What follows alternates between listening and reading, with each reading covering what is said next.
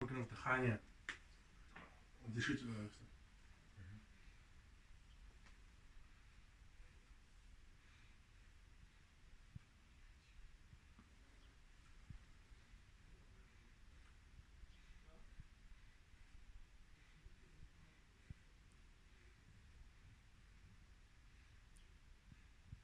Поднимите руки.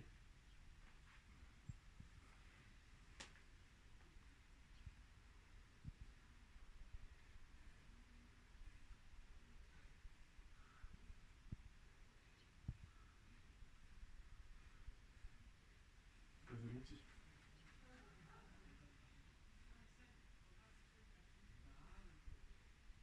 Скажите руки. И чуть наедете.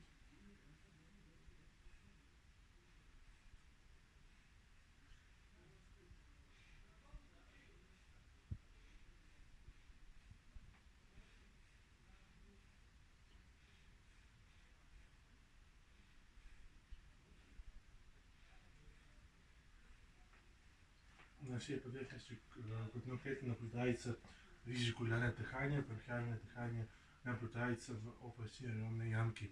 Дальше будем проводить бронхоскопию. Говорите чашку чая тихим голосом.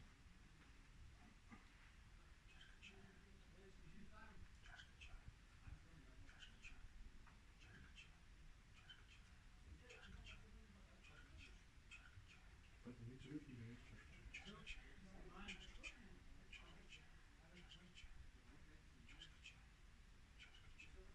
Повернитесь.